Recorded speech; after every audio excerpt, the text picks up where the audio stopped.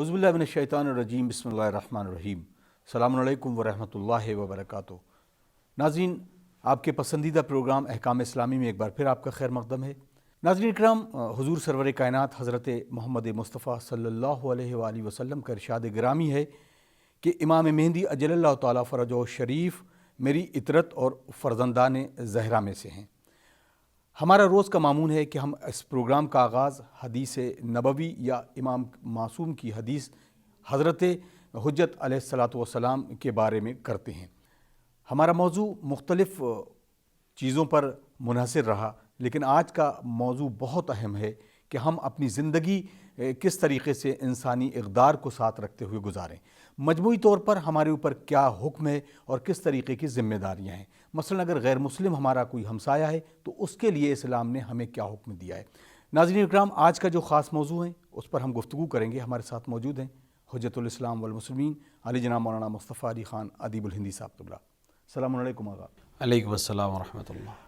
آغا، اب ہماری زندگی میں بہت ساری چیزیں ہیں، مثلا ہم جہاں رہتے ہیں اس معاشرے کے حالات کہ غیر مسلم اگر ہمسایہ ہے تو اس کے ساتھ صلہ رحم اور قطع رحم کے بارے میں بھی بہت ساری چیزیں ہیں۔ تو میں آج چاہتا ہوں کہ اس کے بارے میں تفصیل فرما دیں تاکہ لوگوں کے ذہن میں جو گرد ہے وہ ہٹ جائے اور اپنے انسانی حقوق کے بارے میں وہ اپنے ساتھ تمام چیزوں کو لے کر آگے بڑھ جائے۔ اعوذ باللہ من الشیطان الرجیم، بسم اللہ الرحمن الرحیم، الحمد للہ رب العالمین، وصلی اللہ علی سیدنا محمد وآلہ الطیبین الطاہرین۔ جہاں تک انسان کا اپنے سماج میں رہنا اور سماج میں زندگی گزارنے کا سوال ہے، اور سماج میں مختلف لوگوں کے ساتھ، مختلف دین کے لوگوں کے ساتھ، مختلف مذہب کے لوگوں کے ساتھ اٹھنا بیٹھنا اور زندگی گزارنے کا جو مسئلہ ہے، اسلام نے اس میں دو موقع بہت واضح کیے ہیں۔ ایک مسئلہ ہے انسان کا رابطہ اپنے مسلمان لوگوں کے ساتھ، بھائیوں کے ساتھ اور دوستوں کے ساتھ اور چاہنے والوں کے ساتھ، یعنی بعنوان مسلمان ایک مسلمان کا رابطہ، اور ایک مسلمان کا رابطہ غیر مسلمان سے رابطہ۔ ان دونوں چیزوں کے اوپر ائمہ علیہ السلام اور پیغمبر اکرم صلی اللہ علیہ وآلہ نے جس طرح سے عمل کیا ہے وہ ہمارے لیے بہترین نمونہ ہے کہ ہم اس سے سبق حاصل کریں اور زندگی گزاریں۔ اسلام جب تک کسی سے جنگ نہ ہو، یعنی اگر وہ غیر مسلمان ہے اور کافر ہے یا مشرک ہے اور کافر حربی کے حکم میں نہیں ہے، یعنی جنگ نہیں ہے، جب تک جنگ پہ ہم نہیں ہیں تب تک ہمیں اس کے ساتھ ویسے ہی برتاؤ کرنا ہے جیسے کہ ہم کسی دوسرے انسان کے ساتھ کرتے ہیں۔ اب اگر ہم کسی ایسے ملک میں رہ رہے ہیں جہاں غیر مسلمان بھی رہتے ہیں اور اس طرح کا کوئی معاملہ نہیں ہے کہ ہمارے درمیان کوئی جنگ چل رہی ہو، کوئی خصومت چل رہی ہو یا حکم اسلام، حاکم اسلامی کے حکم سے ہم اس سے جنگ پر ہو، نہیں، ہم جنگ پر نہیں ہیں، تو جب ہم جنگ پر نہیں ہیں تو ہمیں اس کے ساتھ اپنا اخلاق، اپنا رکھ رکھاؤ، اپنا ملنا جلنا بہترین اور اعلیٰ ترین طریقے سے رکھنا ہے۔ اور ہمیں اسلام کو پہچنوانے کا ایک بہترین طریقہ یہی ہمارا اخلاق ہو سکتا ہے۔ یعنی ایک جب غیر مسلم ہماری طرف دیکھے اور ایک غیر مسلم جب ہمارے آداب و معاشرت کو دیکھے گا تو اس سے وہ تمام اسلام کے اوپر حکم لگائے گا، صرف میرے اوپر حکم نہیں لگائے گا بلکہ میرے عمل کو وہ پورے مسلمانوں اور اسلام پر حکم لگائے گا۔ لہٰذا ہمیں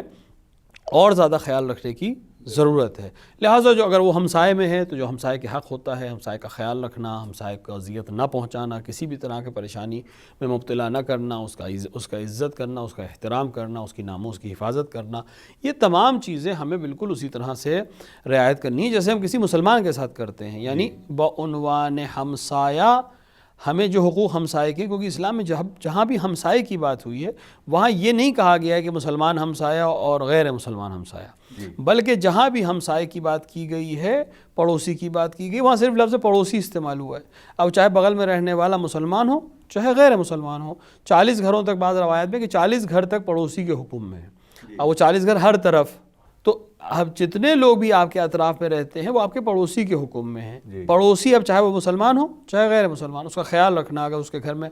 کوئی پریشانی ہے تو اس کی مدد کرنا، اگر آپ کی مدد کرنا آپ کے بس میں ہو، اور اس کے حقوق کی رعایت کرنا، یہ بہترین طریقہ ہو سکتا ہے خود اسلام کی عظمت اور اسلام کی خوبصورتی کو وہاں پہچنوانے کا جہاں کم لوگ مسلمان ہوں یا جہاں دیگر اقوام کے لوگ رہتے ہوں، تاکہ آپ کے اس عمل کے ذریعے اسلام کی خوبیاں لوگوں تک پہنچ سکیں، اور شاید یہی سبب بن جائے کہ کل وہ ہدایت یافتہ ہو جائیں اور کل آپ کے دین اور مسلک میں بھی داخل ہو جائیں۔ اگر نہ بھی ہو تب بھی ایک بہترین زمینہ فراہم ہوگا کہ ان کے ذہن اسلام سے، مسلمانوں سے مطمئن رہیں، اور ایک ایسا ماحول تیار ہو جہاں زندگی گزارنا خوشگوار ہو، اور سب مل جل کر ایک بہترین زندگی جو ایک بشر کی زندگی ہے، جو عبد کی زندگی ہے، اس طرح سے گزار سکیں۔ اور اگر کبھی خدا نہ کردہ کوئی ایسا مسئلہ پیش آ جائے جس میں خصومت ہو یا جس میں آپس میں کوئی جھگڑے کی بات ہو، تو چونکہ ہم حالت جنگ میں نہیں ہیں، لہٰذا اس کو بھی بہترین طریقے سے رعایت کرتے ہوئے حل کرنے کی کوشش کی جائے، کیونکہ ممکن ہے کہ آپ کی آج کی رعایت یا صبر کل اسلام کے لیے، اسلام یا مسلمانوں کے ایک بہترین پلیٹ فارم بن جائے اور یا ایک بہترین مسئلہ بن جائے جس کے نتیجے میں کل مسلمانوں کو فائدہ ہو یا اسلام کو فائدہ ہو۔ لہٰذا ہر وہ عمل جس کے ذریعے سے آپ ہمسائے کو خوش کر سکتے ہوں اور اس کی رعایت کر سکتے ہو، ولو وہ غیر مسلمان ہو، ہمیں انجام دینا چاہیے اور اس کے اوپر عمل کرنا چاہیے۔ اگر کچھ سوال ہیں جیسے مثلاً کہ ہمسائے میں بہت سارے لوگ جو غیر مسلم ہیں، لیکن وہیں پر کچھ جو مسلم ہیں، اب دونوں ہی جگہ یعنی غیر مسلم کے ہاں بھی وہی تکلیف اور کھانے پینے کی قلت ہے اور ایک مسلمان کو، تو ہمارے اوپر کیا فریضہ ہے کہ ہم پہلے کس کی مدد کریں؟ اگر ہمسایہ ہے تو ہمسایہ میں سب برابر کے حکم میں ہے، یعنی یہاں پر یہ مسئلہ نہیں ہے کہ چونکہ وہ مسلمان ہے لہٰذا ہم اس کو ترجیح دیں، اور یہ غیر مسلمان ہے لہٰذا ہم اس کو بعد میں دیں، کیونکہ ہمسایہ کے حکم سے جو ہمارے پاس روایات ہیں ہمسائے کی حیثیت سے، وہاں ہمیں ہمسائے کا ہر حال میں خیال رکھنا ہے۔ یہاں پہ ترجیح والی کوئی چیز نہیں ہے۔ ہاں اگر کوئی چیز ترجیح والی ہو سکتی ہے تو اس میں جس کا حال زیادہ خراب ہو، جس کو زیادہ مدد کی ضرورت ہو، اور آپ صرف ایک ہی کی مدد کر سکتے ہو، تو جس کی حالت زیادہ خراب ہو، جو زیادہ مستحق ہو،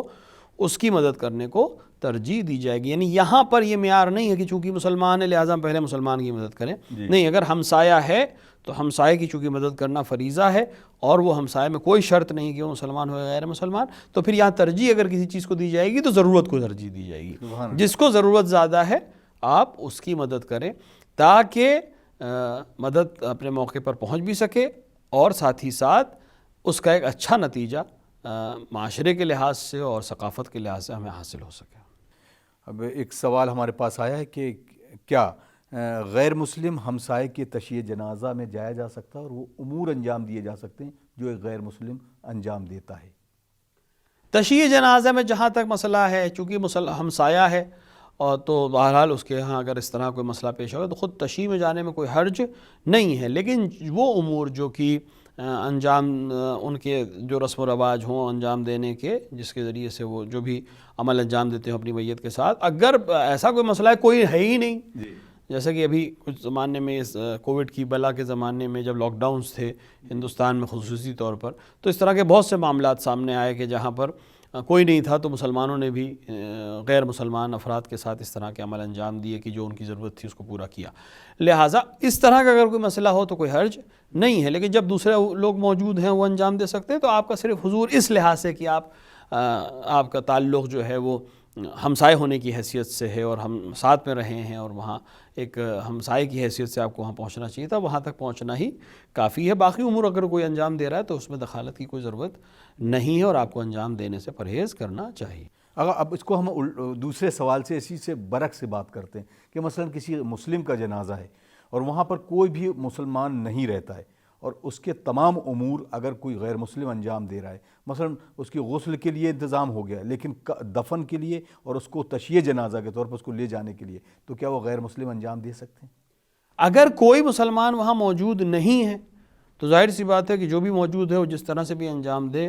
کافی ہے، کیونکہ مسلمان کی تشییع جنازہ مسلمان پر واجب ہے۔ اگر لیکن مسلمان اگر یہ بھی واجب کفائی ہے، یعنی اگر بعض نے انجام دے دیا تو سب کے اوپر سے ساقط ہے، اگر کسی نے بھی انجام نہیں دیا تو سب کی گردن پر رہے گا۔ لیکن تشییع جنازہ یا اس طرح کے جو واجب کفائی کا حکم ہوتا ہے یہ اس علاقے کے لوگ جن کو خبر ہو۔ اگر کسی ایسے علاقے میں جہاں ہے ہی نہیں مسلمان، یا اگر ہیں بھی تو ان کی تعداد اتنی کم ہے کہ مثلا تشییع جنازہ میں 3 یا 4 مسلمان ہیں، باقی سب غیر مسلم ہیں، تو اس میں کوئی حرج نہیں ہے۔ اگر جہاں تک غسل کی بات ہے، اگر وہ صحیح طریقے سے کوئی مسلمان انجام دے سکتا ہے یا کوئی ایسا ہے جو اس کو انجام دینے کی کیفیت میں رکھتا ہے تو مسلمان طریقے سے ہوگا کہ اگر اس کا ہے۔ لیکن جہاں تک تشییع اور دفن و قبر میں اتارنے کی بات ہے، اگر کوئی مسلمان موجود نہیں ہے تو پھر غیر مسلم میں بھی اگر انجام دیا تو کوئی حرج نہیں ہے اور انجام دیا جا سکتا ہے۔ لیکن یہ تمام مسائل اس وقت کے ہیں کہ جب کوئی اور موجود نہ ہو اور حالت اضطرار ہے، کیونکہ اضطرار میں، ایمرجنسی میں، اس طرح کی مجبوری میں اسلام بہت فراغ دلی سے تمام امور کو آسان کر دیتا ہے۔ تمام احکام نارمل حالات کے ہوتے ہیں جی، تمام احکامات ہمارے اس وقت کے ہیں کہ جب کسی طرح کی کوئی پریشانی نہیں ہے۔ ہم نے فرض یہ کیا ہے کہ سارے مسلمان، اتنے مسلمان ہیں کہ تشییع جنازہ ہو سکتی ہے، اتنے مسلمان ہیں کہ غسل کیا جا سکتا ہے، کفن دیا جا سکتا ہے، دفن کیا جا سکتا ہے، لہٰذا حکم دیا جاتا ہے۔ اب اگر کوئی مسئلہ چینج ہو جائے، کوئی کرائیٹیریا چینج ہو جائے، کوئی مسئلہ دیگر طرح سے آ جائے، ایمرجنسی کا مسئلہ ہو جائے، تو پھر اسلام جیسے جیسے مسئلہ کی ضرورت ہے ویسے ویسے وہ اپنے لمیٹیشنز کو بڑھاتا چلا جائے گا، کوئی ایسا مسئلہ پیش نہیں آئے گا۔ سراج عباس صاحب کا سوال ہے، السلام علیکم، میرے پڑوس میں جو میرا ہمسایہ ہے وہ غیر مسلم ہے۔ نماز کے لیے اگر میرے پاس پانی نہیں ہے تو کیا میں غیر مسلم سے پانی لے کر وضو کر سکتا ہوں؟ اگر آپ کے پاس پانی نہیں ہے اور غیر مسلم کے ہاں پانی موجود ہے تو آپ اس کے ہاں سے پانی لے کر وضو کر سکتے ہیں، البتہ اس میں کوشش یہ کریں کہ مثال کے طور کے اوپر پانی لینے کی جیسے خود ان کے گھر چلے جائیں، نل سے خود سے نکال لیں، یا کچھ ایسے طریقے سے کوشش اگر امکان میں ہو تو ایسے طریقے سے جس میں ان کے بدن یا ان کے ہاتھ لگنے کا کوئی مسئلہ پیش نہ آئے اور اس پانی کی نجاست کے اوپر کوئی حکم نہ آئے، یہ زیادہ مناسب ہے۔ لیکن اگر بالکل نہیں کوئی طریقہ ہے تو پھر جس طرح سے بھی پانی حاصل ہو جائے اس کو لے کر اس سے وضو کیا جا سکتا ہے اور نماز پڑھی جا سکتی ہے۔ محمود صاحب کا بھی سوال ہے، السلام علیکم، علیکم السلام، کہ کیا غسل کے بعد، میت کے غسل کے بعد، کہ وہ مسلمان ہے اور اکثر کر کے ہمارے ملک میں اس کو بڑی احترام کے ساتھ غیر مسلم آ کر اس پر پھول چڑھاتے ہیں یا اس کے لیے عزت سے اس کو شردھانجلی جو اردو ہندی میں کہا جاتا ہے وہ دی جاتی ہے، تو کیا یہ ایسا کرنا جائز ہے یا ان کو منع کیا جائے؟ نہیں، اگر آپ کے ملک میں یا جس علاقے میں بھی آپ ہیں وہاں دیگر مذہب کے لوگ آتے ہیں اور اپنی عقیدت کا اظہار کرتے ہیں یا تعزیت پیش کرتے ہیں تو ان کو منع کرنے کی کوئی ضرورت